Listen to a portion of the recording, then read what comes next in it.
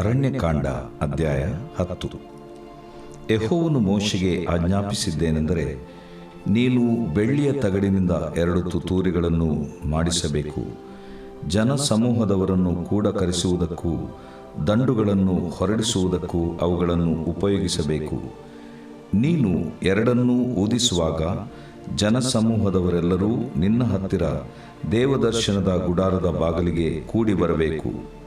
ನೀನು 1 ಮಾತ್ರ ಊದಿಸಿದರೆ ಇಸ್ರಾಯೇಲ್ಯರಲ್ಲಿ ಸಹಸ್ರಾಧಿಪತಿಗಳಾದ ಪ್ರಧಾನರು ನಿನ್ನ ಬಳಿಗೆ ಕೂಡಿ ಬರಬೇಕು. ನೀನು ಆರ್ಭಟವಾಗಿ ಊದಿಸುವಾಗ ಮೂಡಣ ದಿಕ್ಕಿನ ದಂಡುಗಳು ಹೊರಡಬೇಕು.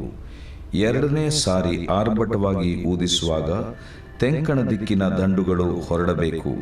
ಹೀಗೆ ಪ್ರಯಾಣ ಹೊರಡಬೇಕಾದಾಗ ಆರ್ಭಟವಾಗಿಯೇ ಊದಿಸಬೇಕು.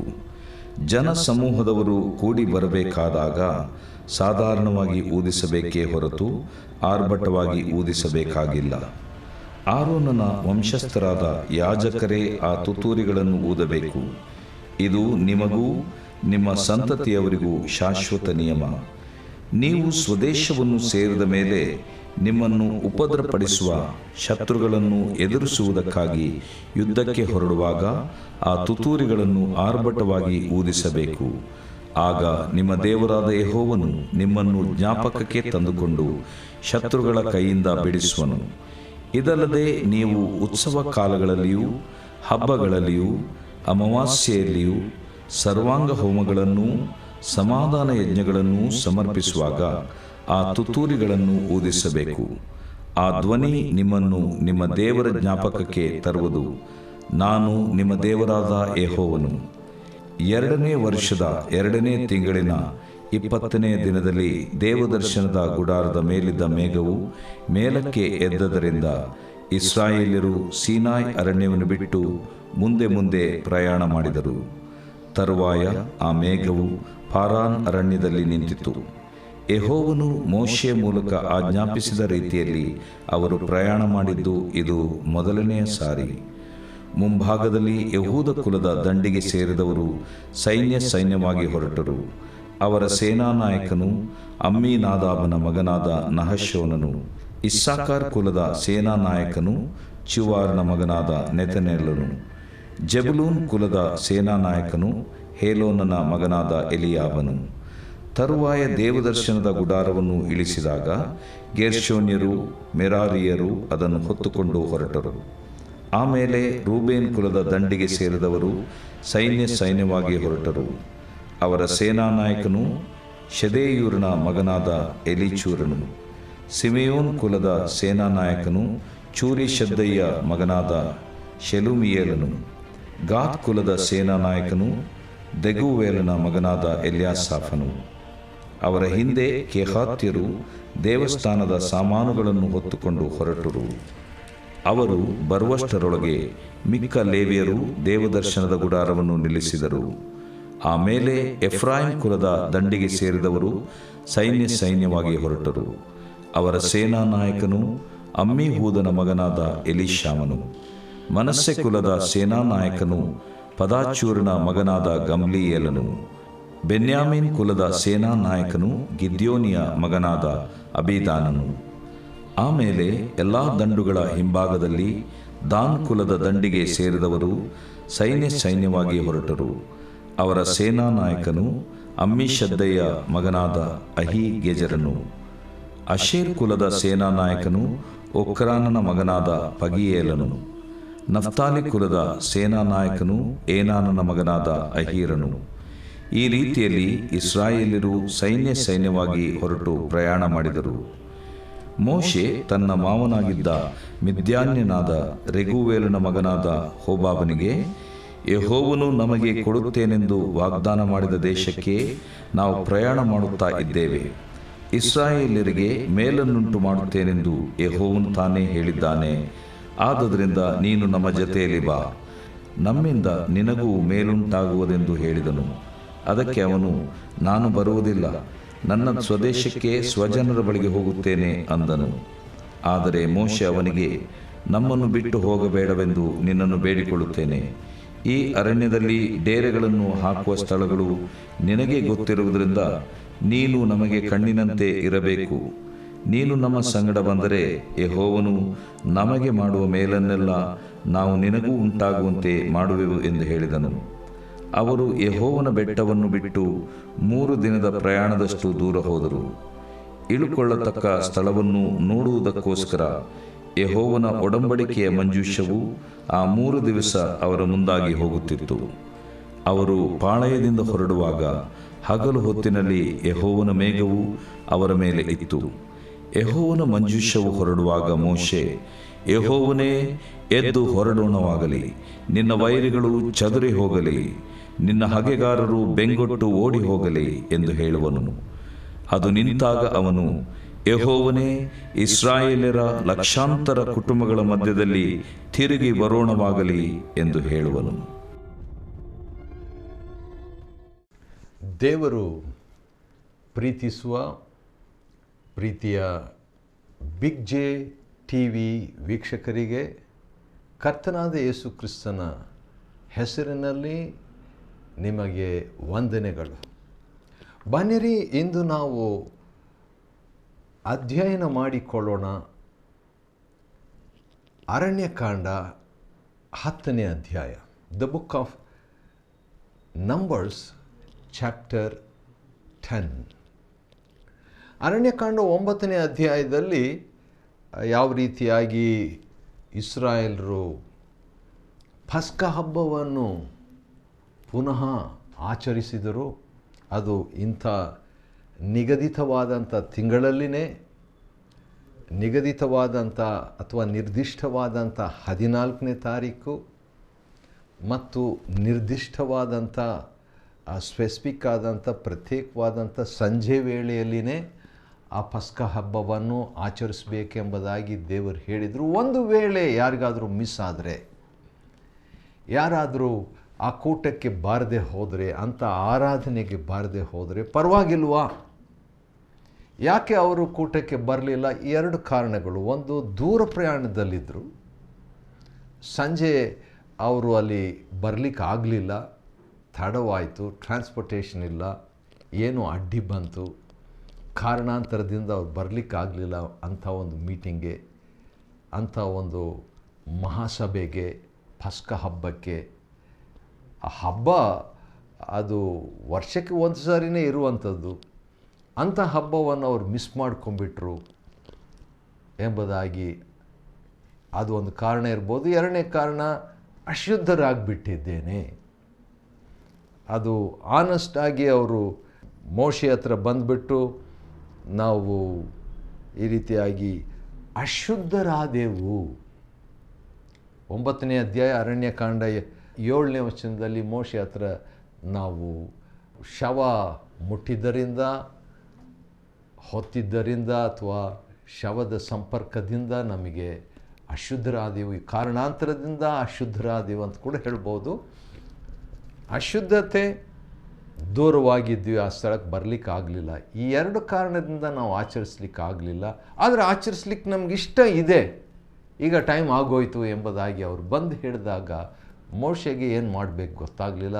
ಆದರೆ ಯಾವಾಗಲೂ ಮೋಶೆ ಒಂದು ಕೆಲಸ ಮಾಡ್ತಿದ್ದನು, ಸ್ವಲ್ಪ ಕಾಯ್ತಿರ್ರಿ, ನಾನು ದೇವ್ರನ್ನ ಕೇಳ್ಕೊಂಡು ಬರ್ತೀನಿ ಎಂಬುದಾಗಿ ಹೇಳಿಬಿಟ್ಟು ಅವರು 9ನೇ ಅಧ್ಯಾಯ ಅರಣ್ಯಕಾಂಡ 8ನೇ ವಚನದಲ್ಲಿ, ಕಾದಿರ್ರಿ, ನಾನು ದೇವ್ರ ಸ್ವರವನ್ನು, ಅಂದರೆ ಗ್ಯಾರಂಟಿ ಮೋಶೆಗಿತ್ತು, ಆ ಖಚಿತ ಇತ್ತು, ನಾನು ಹೋಗಿ ಕೇಳ್ತೀನಿ, ಏನೇ ಸಮಸ್ಯೆ ಬಂದರು, ಏನೇ ನನಗೆ ಗೊತ್ತಿಲ್ಲದಂಥ ವಿಷಯ ಬಂದರು, ತೊಡಕಾದಂಥ ಕಾಂಪ್ಲಿಕೇಟೆಡ್ ಆಗಿ ಅಂತ ಇರುವಂಥ ವಿಷಯ ಬಂದಾಗ ತನ್ನದೇ ಆದ ಒಂದು ಅಭಿಪ್ರಾಯವನ್ನು ಮೋಶೆ ಕೊಡಲಿಲ್ಲ. ವಾವ್, ಆಶ್ಚರ್ಯ. ಇರಲಿ, ಪರವಾಗಿಲ್ಲ ಬಿಡ್ರಿ, ಮುಂದಿನ ವರ್ಷ ನೀವು ಆಚರಿಸ್ಬೋದು, ಹೇಗೋ ವರ್ಷಕ್ಕೆ ಒಂದು ಸರಿ ಹಬ್ಬ ಮಾಡ್ತೀವಲ್ಲ ಪಸ್ಕ ಹಬ್ಬ, ಆವಾಗ ನೀವು ಭಾಗವಹಿಸ್ಬೋದು ಅಂತ ತನ್ನ ಅಭಿಪ್ರಾಯ ಮೋಶೆ ಕೊಡಲಿಲ್ಲ. ಇನ್ನೊಂದು ಸಾರಿ ಹೇಳ್ತೀನಿ ಈ ಒಂದು ಮಾತು, ನಮಗೂ ಕೂಡ ವಿಶ್ವಾಸಿಗಳು ಬಂದು ದೇವ್ರ ಸೇವಕರ ಹತ್ರ ಯಾವುದಾದ್ರೂ ಒಂದು ವಿಷಯದ ಬಗ್ಗೆ ಪ್ರಶ್ನೆ ಏನಾದರೂ ಕೇಳಿದಾಗ ಅದಕ್ಕೆ ಒಂದು ಸ್ಟ್ಯಾಂಡರ್ಡ್ ಆನ್ಸರ್ ಆಗಿ, ಒಂದು ಪ್ರತ್ಯೇಕ ಸಿದ್ಧಾಂತದ ನಿಯಮವಾಗಿ, ಯಾಕಂದರೆ ಪ್ರತಿ ವರ್ಷ ಅಂಥ ಒಂದು ಪ್ರತ್ಯೇಕವಾದ ತಿಂಗಳು, ಪ್ರತ್ಯೇಕವಾದಂಥ ತಾರೀಕು, 14ನೇ ತಾರೀಕು, ಪ್ರತ್ಯೇಕವಾದ ಸಂಜೆ ವೇಳೆಯಲ್ಲಿ ಹಬ್ಬ ಮಾಡ್ತಿದ್ರಲ್ಲ, ಆದ ಕಾರಣ ಮುಂದಿನ ವರ್ಷ ಮಾಡ್ಬೋದು, ಡೋಂಟ್ ವರಿ ಎಂಬುದಾಗಿ ಮೋಶೆ ಹೇಳಲಿಲ್ಲ. ದೇವ್ರ ಸೇವಕನಾದ ಮೋಶೆ ಏನು ಮಾಡ್ದ, ಸ್ವಲ್ಪ ವೇಟ್ ಮಾಡಿರಿ, ಸ್ವಲ್ಪ ಕಾದುಕೊಂಡ್ರಿ, ನಿಮ್ಮ ವಿಷಯದಲ್ಲಿ ಯೆಹೋವನು ಏನು ಅಪ್ಪಣೆ ಕೊಡುವನೋ ನಾನು ವಿಚಾರಿಸ್ತೀನಿ ಅಂತ ಹೇಳಿದಾಗ ದೇವರು ತಕ್ಷಣ ಮಾತಾಡ್ದ. 560 ಸಾರಿ ಮಾತಾಡಿದ ದೇವರು. ಇಂಥ ಒಂದು ಕಾಂಪ್ಲಿಕೇಟೆಡ್ ಪರಿಸ್ಥಿತಿ ಬಂದಾಗ ಮಾತಾಡದೇ ಇರ್ತಾನೆ? ಖಂಡಿತವಾಗಿ ಮಾತಾಡಿದನು. ಮಾತಾಡಿಬಿಟ್ಟು ದೇವರು ಹೇಳಿದ್ರು ಆಚರಿಸಲೇಬೇಕು ಅದನ್ನು. ಮುಂದಿನ ವರ್ಷಕ್ಕೆ ಇನ್ನೊಂದು 12 ತಿಂಗಳು ನೀವು ಪೋಸ್ಟ್ಪಾಂಡ್ ಮಾಡಬೇಕಾಗಿಲ್ಲ. ನೀವು 1 ತಿಂಗಳು ಪೋಸ್ಟ್ಪಾಂಡ್ ಮಾಡಿಬಿಟ್ಟು ಮುಂದಿನ ತಿಂಗಳು ಅದೇ ತಾರೀಕು 14ನೇ ತಾರೀಕು ಸಂಜೆ ವೇಳೆಯಲ್ಲಿ ನೀವು ಆಚರಿಸಬಹುದು ಅಂತ ಹೇಳಿದಾಗ ಅವರು ಆಚರಿಸಿದರು.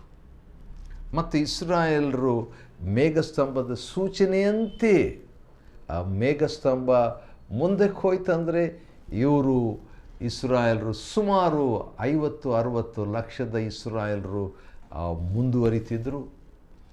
ಆ ಮೇಘಸ್ತಂಭ ನಿಂತಾಗ ಇವರು ನಿಲ್ಲಿಸಿಬಿಡ್ತಿದ್ರು ತಮ್ಮ ಪ್ರಯಾಣವನ್ನು. ಇದರಲ್ಲಿ ಭಾಳ ಸುಂದರವಾದಂಥ ಒಂದು ಮಾತು ಅಡಕವಾಗಿದೆ. 7ನೇ ವಚನ, 9ನೇ ಅಧ್ಯಾಯ 7ನೇ ವಚನ, ಅರಣ್ಯಕಾಂಡ.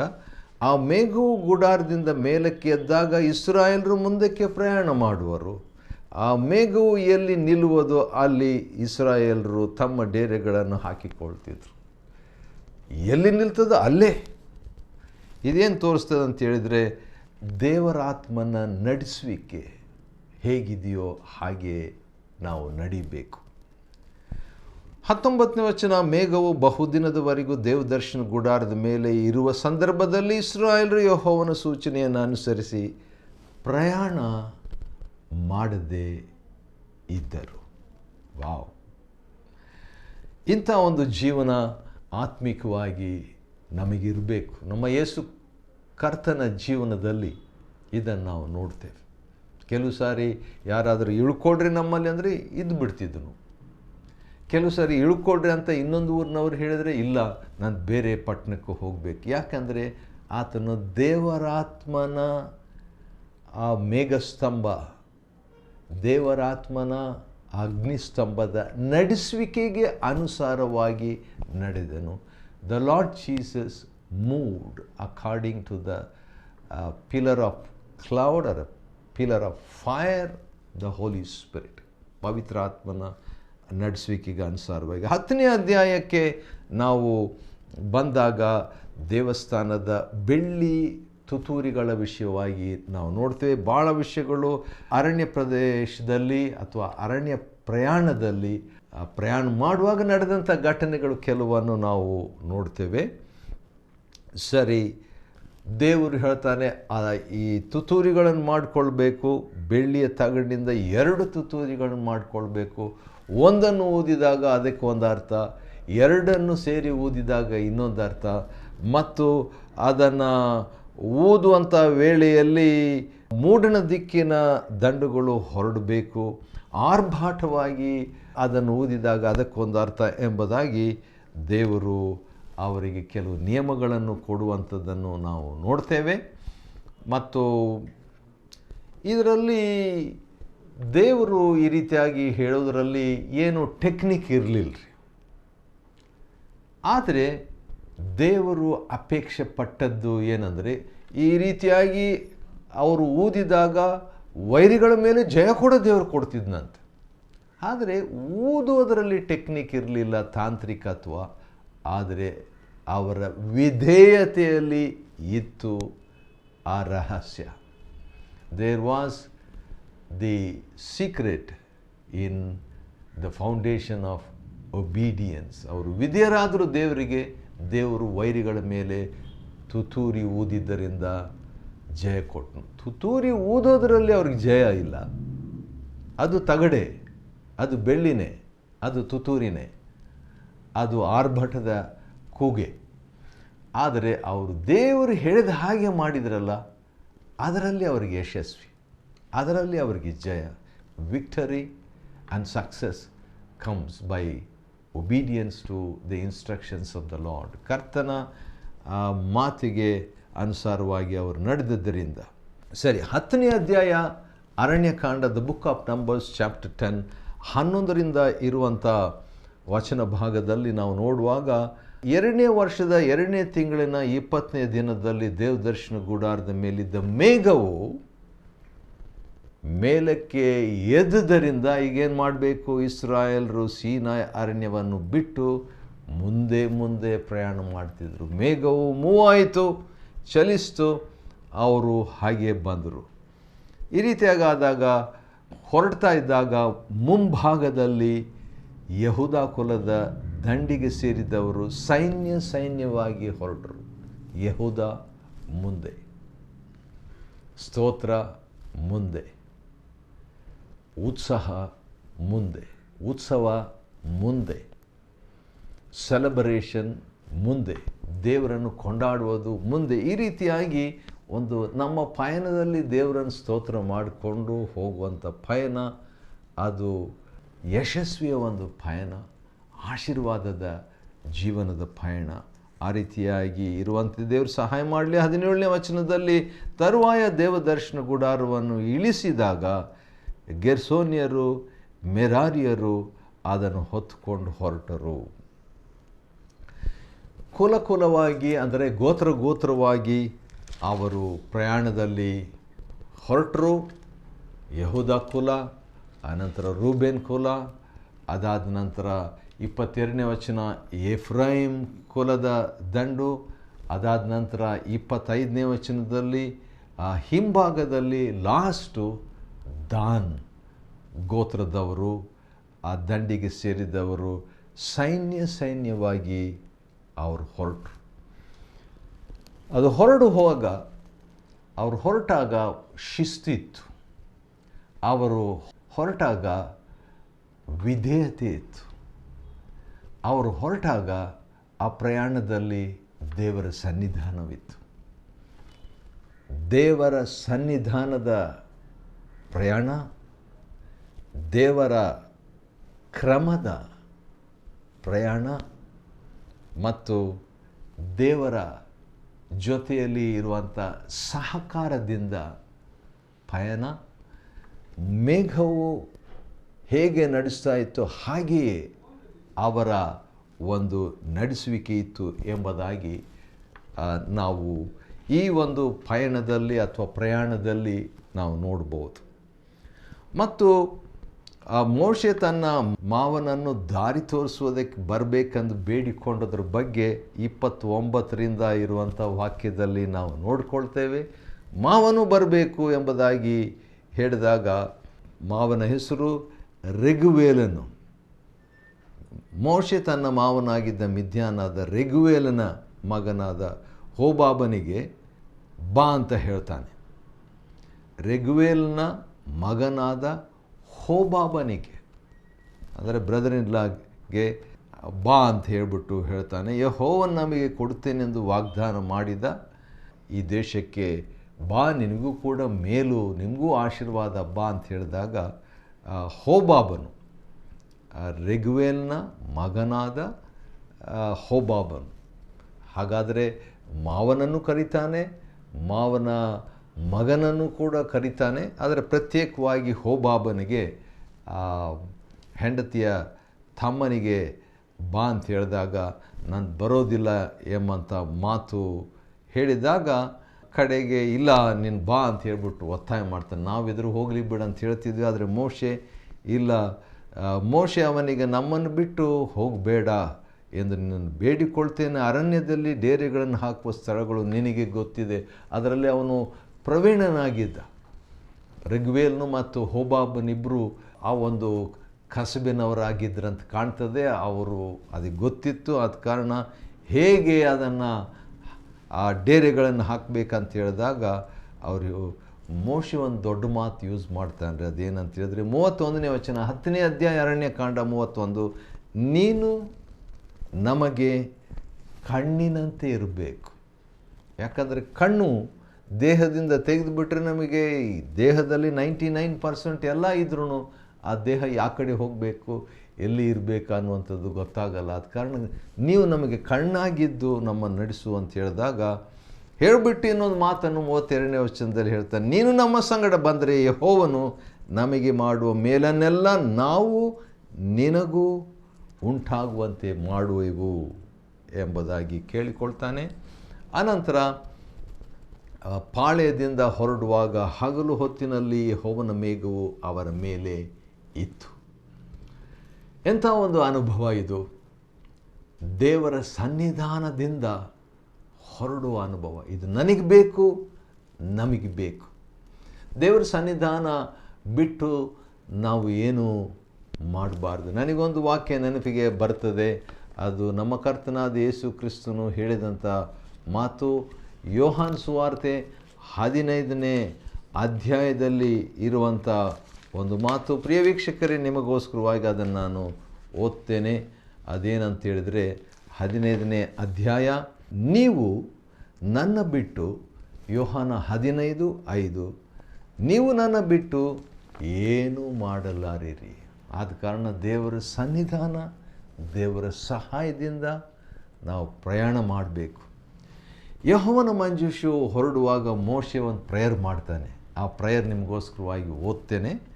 ಅರಣ್ಯಕಾಂಡ 10:35, ಯೆಹೋವನೇ ಎದ್ದು ಹೊರಡೋಣವಾಗಲಿ, ನಿನ್ನ ವೈರಿಗಳು ಚದರಿ ಹೋಗಲಿ, ನಿನ್ನ ಹಗೆಗಾರರು ಬೆಂಗೊಟ್ಟು ಓಡಿ ಹೋಗಲಿ ಎಂದು ಒಂದು ಪ್ರಾರ್ಥನೆ ಮೋಶೆ ಮಾಡ್ತಾನೆ.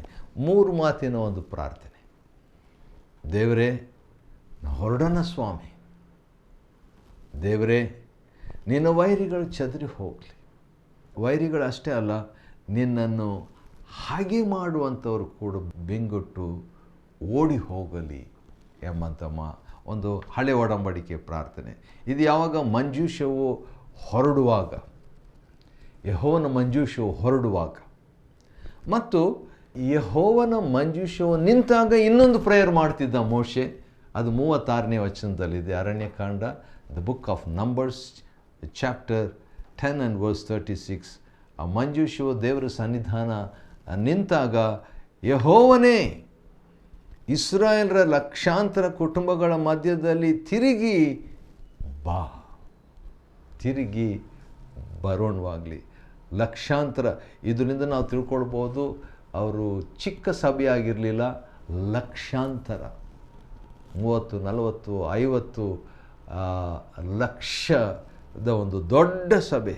ದೇವರೇ, ನಿನ್ನ ಜನರ ಆ ಕುಟುಂಬಗಳ ಮಧ್ಯದಲ್ಲಿ ನೀನು ಬಾ ಎಂಬಂಥ ಪ್ರಾರ್ಥನೆಯನ್ನು ಮೋಶೆ ಮಾಡಿದ್ದಾಗಿ ನಾವು ಅರಣ್ಯಕಾಂಡ 10ನೇ ಅಧ್ಯಾಯದಲ್ಲಿ ನೋಡಿಕೊಳ್ತೇವೆ.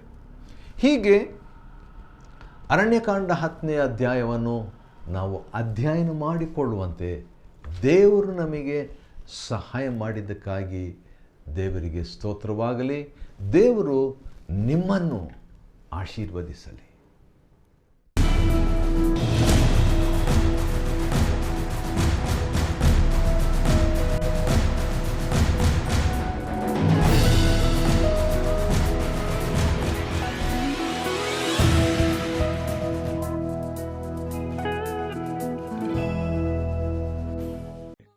Chapter 10. And the Lord spake unto Moses, saying, Make thee 2 trumpets of silver, of a whole piece shalt thou make them, that thou mayest use them for the calling of the assembly, and for the journeying of the camps. And when they shall blow with them, all the assembly shall assemble themselves to thee at the door of the tabernacle of the congregation.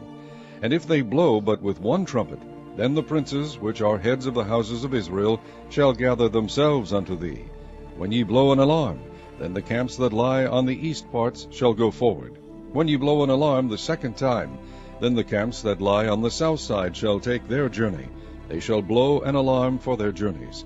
But when the congregation is to be gathered together, ye shall blow, but ye shall not sound an alarm. And the sons of Aaron the priests shall blow with the trumpets, and they shall be to you for an ordinance for ever throughout your generations. And if ye go to war in your land against the enemy that oppresseth you, Then ye shall blow an alarm with the trumpets, and ye shall be remembered before the Lord your God, and ye shall be saved from your enemies. Also in the day of your gladness, and in your solemn days, and in the beginnings of your months, ye shall blow with the trumpets over your burnt offerings, and over the sacrifices of your peace offerings, that they may be to you for a memorial before your God. I am the Lord your God.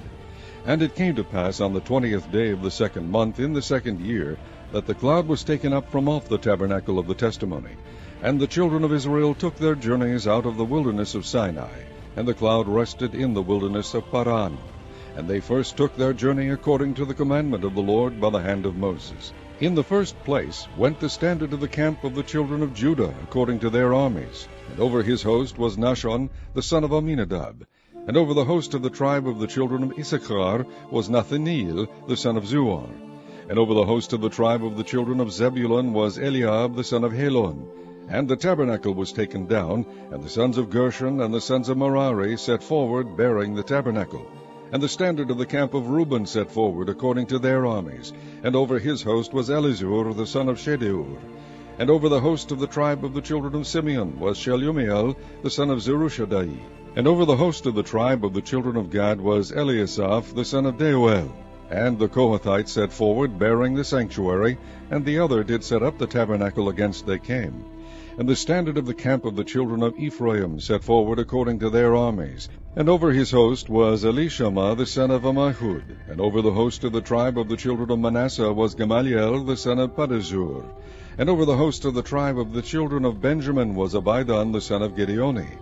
And the standard of the camp of the children of Dan set forward, which was the rearward of all the camps throughout their hosts. And over his host was Ahiezer the son of Ammishaddai. And over the host of the tribe of the children of Asher was Pagiel the son of Okran.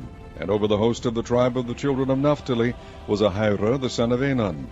Thus were the journeys of the children of Israel according to their armies when they set forward. And Moses said unto Hobab the son of Raguel the Midianite, Moses' father-in-law, We are journeying unto the place of which the Lord said, I will give it to you. Come thou with us, and we will do thee good, for the Lord hath spoken good concerning Israel. And he said unto him, I will not go, but I will depart to mine own land, and to my kindred. And he said, Leave us not, I pray thee, forasmuch as thou knowest how we are to encamp in the wilderness, and thou mayest be to us instead of eyes.